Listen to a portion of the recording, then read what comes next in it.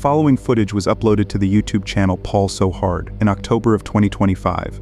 In the video, Paul, along with his friend, set out on an off-road adventure on their dirt bikes, deep inside a greenbelt area. Their mission for the day was to find a hidden route into the abandoned racetrack and sneak in for a lap without trespassing on private property. To achieve this, they chose to navigate through extremely rough terrain and overgrown trails, deliberately avoiding any official entrances. As the pair pushed deeper into the woods, they struggled against soft sand that swallowed their wheels, frequently getting stuck and having to drag and push their bikes uphill by hand. Despite these challenges, they persevered, constantly checking their maps and searching for any gap or trail that would lead them to their destination. The duo eventually reached the train tracks and carefully rode their bikes over the rails before they descended a steep slope on the other side. But when they reached the bottom of this sketchy descent, Paul noticed something lying ahead on the ground, which immediately prompted him to pause and freeze in place. However, the situation soon took a very dark turn, when he realized that what he discovered was not just another rock or branch, but indeed a human skull. Oh, no front, no rear brake is scary. Front tire locked up. Oh my god, that's all the brake we have. Good thing she was in gear. Bro, there's a human skull. No. Yeah, I think so. No, bro, come down here. No way, that looks like a human skull, guys. This is not what I wanted to find. Bro, that's how fast I came. Bro, look at that. Is that not a human skull? I'm about to check her out. I've been watching the Dahmer doc and like... On edge. Bro, that's human. Oh, that is. Like that's dead at, those are teeth. Did we call the cops? I don't know about that one. Like that is a human skull. Holy crap, that is actually a human head. That is a skull. I don't think I've ever seen one before. Bro, that's teeth and everything, like. That's the murder weapon. That's kind of scary. Yeah, no, that's super scary. Should we take a photo at least? Yeah. Like, I think we gotta go to the authorities on this one. My buddy who's a cop, should we call him? And say we were riding in the woods and we found a human head? But it's definitely homeless. They're missing some skull. Some teeth, I've yeah. never seen a human skull outside of a... But where's the rest of the body? It's just a skull, like if somebody just dumped the skull here. Yeah, so it can't be that bad. Unless some sort of animal got to him. Yeah. So this is our plan of action? I don't know if I want to keep, like, I think we need to call the cops. Well, call them if you want, but... You don't want to be a part? No, I'll fucking sit here all day long. I don't give a shit. Let me call my friend who's a cop. So I guess my friend said to call 911. That's not what I was trying to do today. That is wild, guys. We found cut this part out. This part? Yeah. I'll leave this part in. I feel like this is good. We're not doing anything wrong. No, nothing at all. Just don't hit it, right? Yeah. After discovering what appeared to be an actual human skull, the pair eventually called the police and reported everything that they had just discovered. The police then asked them to meet at the nearest entrance and escort them toward the scene, given that the remains had been found in a remote area. Paul and his friend rode back toward a more accessible area, slid under a barbed wire fence, and waited at the arranged meeting point for the patrol car to arrive. Once the police had arrived, they thoroughly explained the situation to the responding officer and then followed the police vehicle back toward the property line, where the homeowner opened a gate to allow easier access to the area. Paul guided the officers on foot through the fence and along the path to the skull. Once at the site, the pair pointed out where they had come from and emphasized that they had tried not to disturb or mess with anything in the area. The officer then began conducting his search and began looking around the surroundings. However, while investigating the site, they discovered even more bones hidden beneath the bushes. I didn't see any other body parts. Oh, I do. Where? Something right through there. That's got Oh. a piece of bone. Yep. Yeah. There's the rest of his backbone right there. Yeah. Must have washed out. Over here. Yeah. Yeah, if you look. My guess was All the way up. See right there to your left, and then right there behind that. Oh, there's another one, yeah. a shoe. Holy shit. Oh, there's a bunch in there. Holy cow. There's another one there. There's one over there. Holy My crap. guess was someone jumped off the train. That was my first thought. Or they got hit by a railroad. Yeah, or Now we got sent up to go get some more cops, so this is really getting crazy. I guess more units. Homicide is coming. Like, this ain't no joke out here. Holy crap. How you doing? Good. I was supposed to come up here to bring y'all back to the... Yeah, there's another one coming. I guess we can wait for him. Alright. It's crazy. Now we have two cops. This is getting hectic, guys. I'm bringing all units. What on earth is happening? Oh shoot, now there's another cop car and another one. They are deep out here. How's it going? For you though, bud, I don't know where back here in this green belt they'd be shooting. Yeah, no, I saw bullet holes up there. Yeah, normally we'd in and out of here, but y'all find anything else? We really haven't been stepping around it, just keeping it as clean as possible. He was wondering if you could get your phone number. Yeah. You're the one. I'm scared. I think there's bones in that shoe. Yeah, I didn't even think about it, so y'all said something. Yeah. That's where they tried to make it up on the dirt bikes. How often do y'all get calls for this type of stuff, or? This is my first in 7 years No way. for remains like this. Yeah. That's crazy. Usually we find decomps, but Yeah. first in 20 years. No way. Well, thank y'all for y'all's service. Blue and white. Yeah. My best guess is he probably fell, cracked, died, and then the floods came through and washed. Gotcha. Because it's been picked At some clean point by it was. buzzards, and I mean I'm not surprised with your audience over there. Oh yeah. Killing fields when we used to drop deer off in our ranch. 3 Okay. days they pick them clean, Wow. so I would not be surprised about that. Wow. After discovering multiple bones, including parts of the spine, vertebrae, and other fragments scattered near the skull, as well as a shoe containing possible bones, the officer immediately called for additional units and the homicide division. Once the patrol cars and detectives arrived at the location, they carefully examined the area, while Paul and his friend stayed back, avoiding stepping into the scene as requested. Amidst the investigation, they briefly spoke with the officers, who thanked them for reporting the discovery, and asked them for their phone numbers so the homicide team could contact them if they needed more information. The pair discussed with the officers how rare this kind of call was, and what might have happened. The investigators suspected that the victim likely fell or was struck near the tracks, and over the years, floods and wildlife had picked the body clean and moved parts down into the creek area. They eventually thanked the officers for their service and rode away, leaving the investigation in the hands of the police and the homicide team.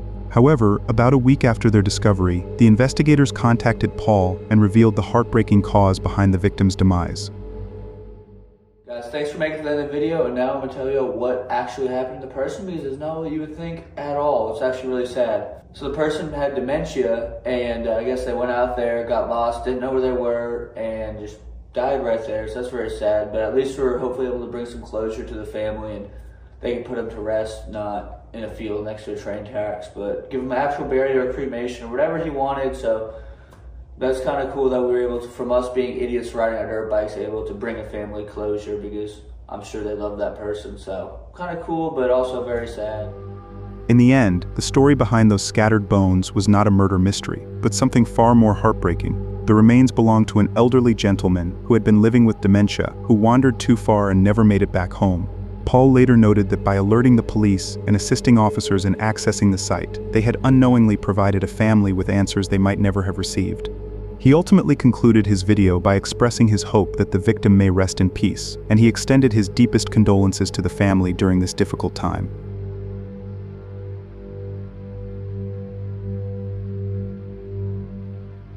The following footage was uploaded to the YouTube channel Rick in His Van in October of 2023. In the video, a British YouTuber named Rick set out on a solo van camping trip at Bramdean Common in the UK. At the beginning of the video, Rick drove for about 30 minutes from his hometown to reach the location. Upon his arrival, he parked his van in a suitable and somewhat secluded part near the road, and then started preparing his dinner for the night. After enjoying his meal, he decided to set up his bed, and eventually chose to head into the woods for a nighttime exploration. For the next several minutes, he wandered through the woods, carrying only his camera and a pair of torches. Although he wasn't following any defined path, he seemed to be thoroughly enjoying the experience, and continued moving deeper into the wilderness, fully immersing himself in the peaceful solitude and the natural surroundings. However, the situation soon took a very bizarre turn, when he suddenly discovered a faint walking trail in the middle of nowhere. Overcome with curiosity, Rick decided to follow it, and this path eventually led him to a small tin church, accompanied by a tiny secluded graveyard. Well, that's interesting considering where we are. When I say the middle of the woods, I mean we are slap bang. That's a full 360 in the middle of the woods. Let's go and explore. Oh yeah, look at that. What is a little church like that doing in the middle of the woods? Oh, no way. What? You even got a little graveyard. And a shovel, random shovel.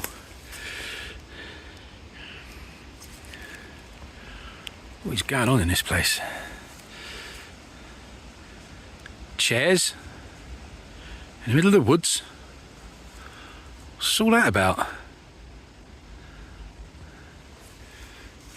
Sorry. Standing all over you.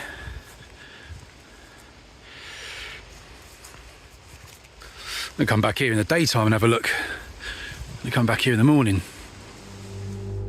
Although Rick felt a bit spooked by these discoveries, particularly the shovel, the chair, and the unusual location of the church, his curiosity and intrigue quickly outweighed his apprehension. He even mentioned that he planned to return the next morning for a more thorough exploration. But before leaving, he decided to take a quick look around the church and record as much footage as he could in the fading light. However, as he was walking through the area, that's when his camera captured something extremely disturbing.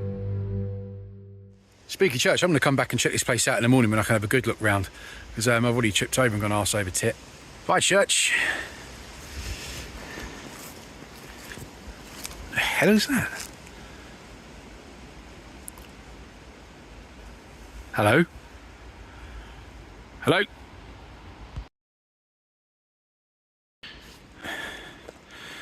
the hell was...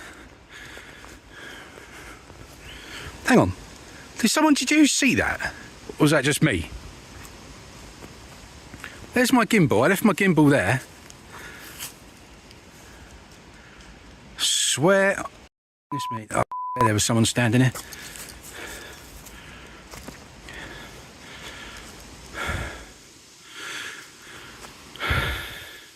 There was someone standing right here. I swear to God there was someone standing right here by my gimbal.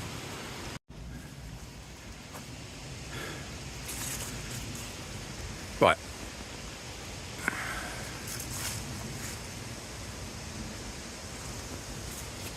Right, that's freaked me out a little bit, so I'm just gonna go... Shut up.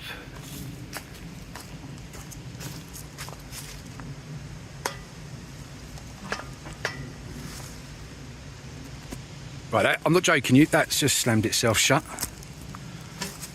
Right, I'm locking that up, I'm getting out of it. I can't lock it, I'm locking that. I'm getting out of here. I did not like that noise. Right, where am I going? I can't even see where I'm going.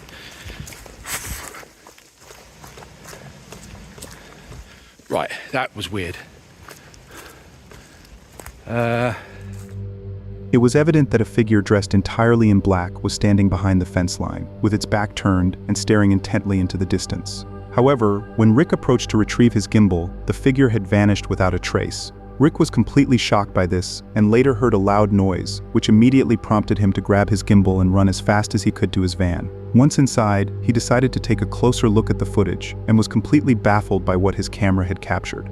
He also emphasized that there were no footsteps or any other audible noises when the figure disappeared. Even if the figure had somehow walked into the forest to hide or moved to a different location, it would have made some sound, which made its sudden disappearance even more mysterious. Rick later admitted that he was becoming increasingly paranoid and ultimately decided to call it a night and try to figure things out in the morning. He then turned off his camera and the light, eventually falling asleep around midnight. However, at approximately 1 a.m., he was abruptly awakened by the sound of someone forcefully trying to unlock his passenger side door. Hang on, let me just get the lights on. Right, it is... What is it? 1 o'clock in the morning, and I swear blind, I just got woken up by someone trying the van door handles.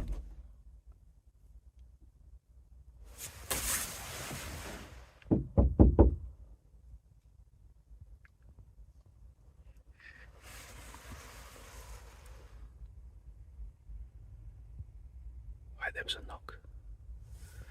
There was definitely a knock. Someone was trying the van door handles as well. I'm going to turn the lights out.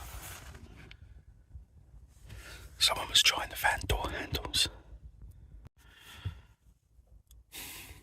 Okay. I heard a car pull up. There's definitely a car pulled up outside. After being awakened by someone trying the van door handles and then aggressively banging on his window, Rick initially froze, unsure of who it was or what their intentions might be. He then chose to remain as quiet as possible and listen intently to figure out who the individual was, or even how many there were. However, he didn't hear anything apart from the sound of them trying to unlock his door, which made him even more worried about the whole situation. But despite these circumstances, he eventually built up the courage to unlock his door and chose to investigate the source. There's definitely a car pulled up outside. I'm gonna have a look.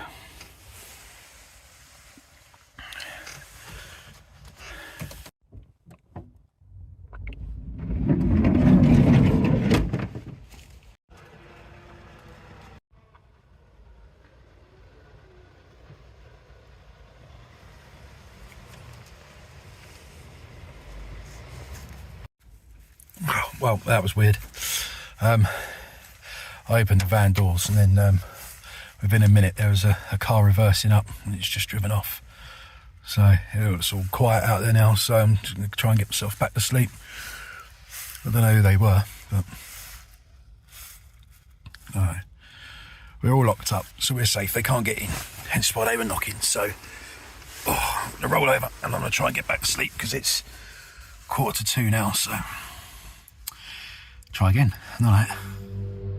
As soon as Rick opened the door and looked outside, he spotted a car frantically reversing before quickly speeding away from the scene, leaving the area quiet once again. He later suspected that the car had pulled up because his van was parked in the middle of nowhere, and since he believed everything in his van was locked, he thought that might explain why someone was knocking outside. Although Rick was deeply concerned by the sudden disturbance and the possibility of both the car and the individual coming back, he ultimately decided to stay put and eventually chose to try to get some rest. However, about an hour later, the car returned, and he was abruptly awakened once more by the familiar sound of someone pounding on his window.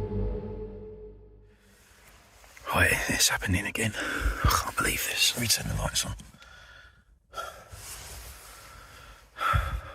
I've heard that car come back at its spot.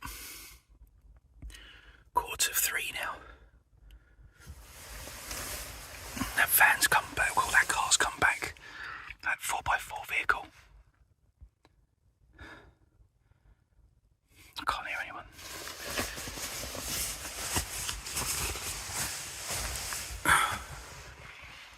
I can't hear anyone talking outside. There we go, there we go.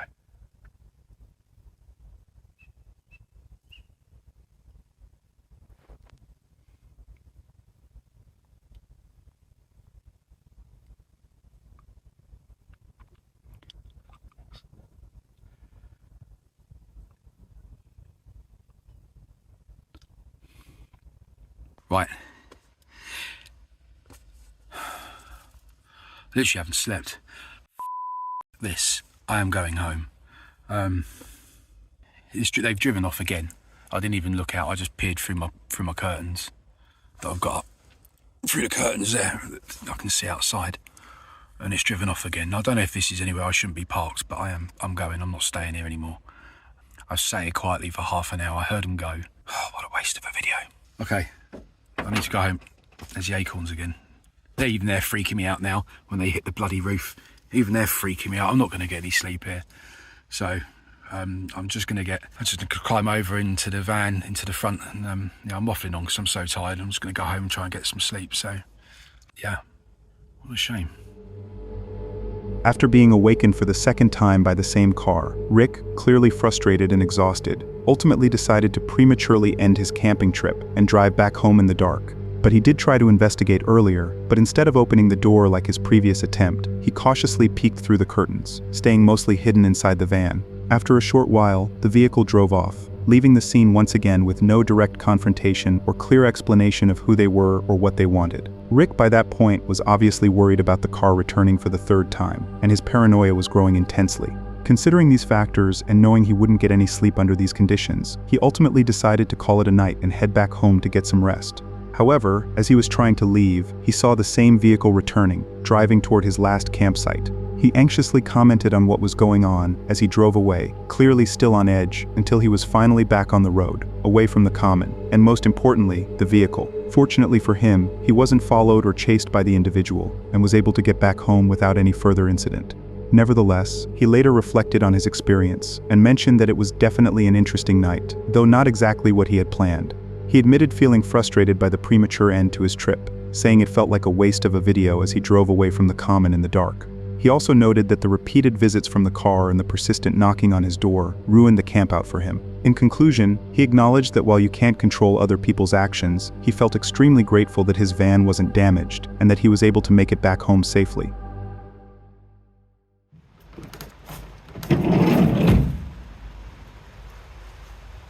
Ow! Acorns! If you've enjoyed the video so far, it would mean a lot if you considered subscribing. Over 95% of you watching haven't subscribed yet. Your support really helps the channel grow, and in return, I promise to keep bringing you guys the best quality content. Now let's get back to the video. The following footage was uploaded to the YouTube channel EKE Acres in July 2023. In the video, two hikers, accompanied by their dog, made their way along a little-known trail deep inside Broken Straw State Forest, near Bear Lake in the Panama, New York area. The creator explained that there was almost no online information about this particular forest, but a single website called All Trails had listed the route as a short 1.8 mile out and back. Their plan for the day was to explore this almost undocumented state forest, review the trail for the first time, and later return with a van to camp near a remote swampy lake. At the beginning of their video, they parked their vehicle at a trailhead and began hiking with their dog Gigi in very hot, humid conditions. For almost the next half hour, they continued moving through an extremely thick forest, venturing deep into the wilderness. However, after covering a considerable distance, it quickly became clear that something was wrong. The path kept extending with no end in sight. This trail could be 5 miles in, 10 miles in, I have no idea. But every time I keep looking down the trail, it just keeps going and going with no end in sight. But this trail is definitely a lot longer than what All Trails is saying. And this trail obviously is miles.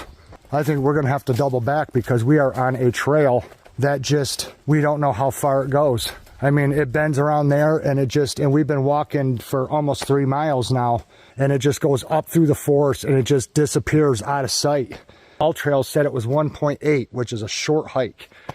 But now instead of almost a 4-mile trip, we're now into 6 miles because we got to go back the same distance we came in, and we're not even at the end of the trail. And because there's no information on this state forest, I don't know how many miles long this trail is, but it could end up being 5 miles long, 10 miles long. And I'm not doing a 20-mile hike today with it 90 degrees and oppressive humidity. Just not happening.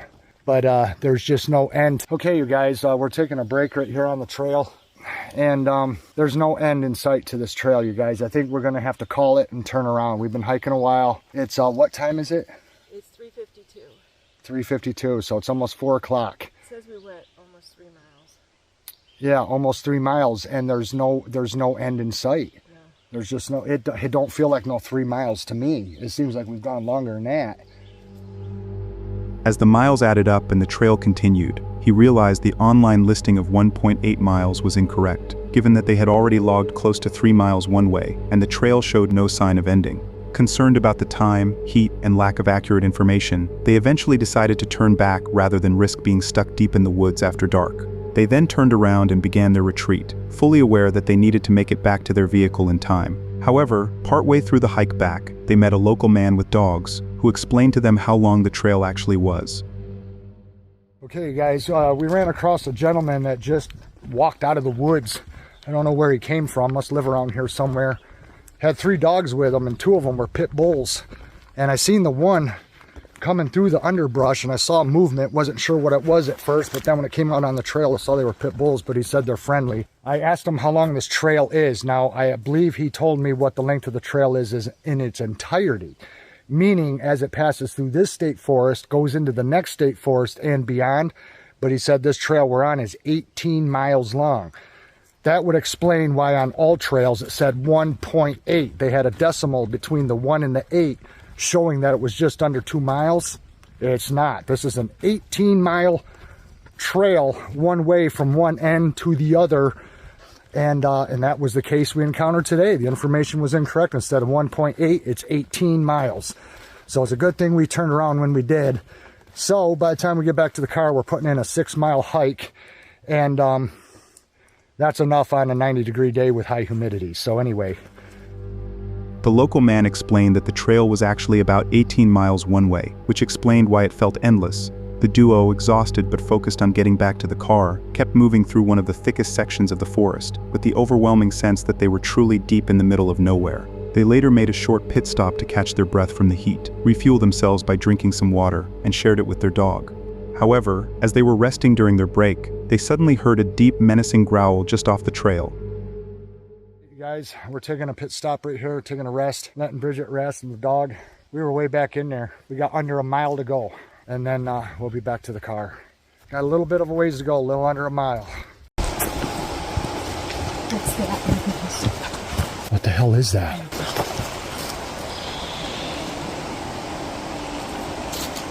Something's growling.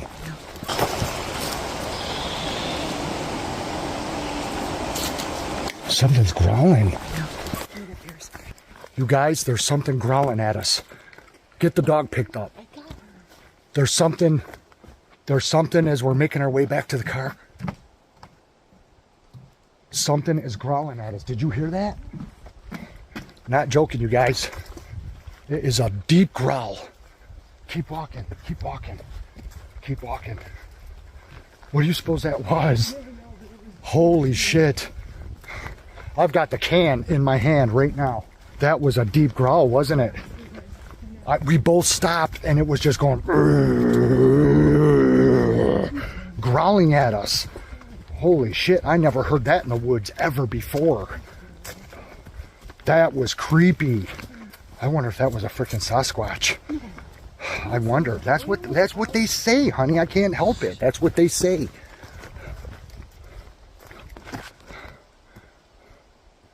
That was definitely a creature, you guys. It was growling at us. She heard it. Got a witness. She heard it herself. We stopped and we listened into the silence and it was growling at us. Holy crap. I have never in my life ever heard that on a trail. Ever. Okay, you guys. We are going to make it in fast time, walking fast and get back to the car. And I'm going to keep watching behind us. What did that sound like to you? Nothing I ever heard. Like, and you heard it, right? yeah, I heard something. That was crazy. Watch this guy holding it. After hearing the loud growling noise directed at them, the duo immediately froze in panic and then shifted their focus entirely to getting out of the forest. They picked up their dog and started walking back to the car as quickly and safely as possible. They did not leave the trail to investigate. Instead, they stayed together, kept moving down the path, and concentrated on putting distance between themselves and the sound, treating it as a real danger rather than a curiosity. Fortunately for them, they made it back to their car before it got dark and managed to escape this situation without any further incidents. They later followed up and explained that the encounter was so disturbing that they decided to suspend all future hikes until further notice. It remains unclear what was responsible for the loud growling noises, and the true source was never captured on camera. However, throughout their video, the hikers mention and appear convinced that it was a Bigfoot or Sasquatch. They explained that in all the years they had spent in the woods, they had never heard or encountered anything like this before, and were quite confident that it was not a normal animal like a bear or any other wildlife. In conclusion to these events, it is hard to definitively say whether the hikers actually crossed paths with a Bigfoot, and with no clear footage, no tracks, and no proof beyond that audio, what they heard in those thick silent woods that day remains a chilling mystery.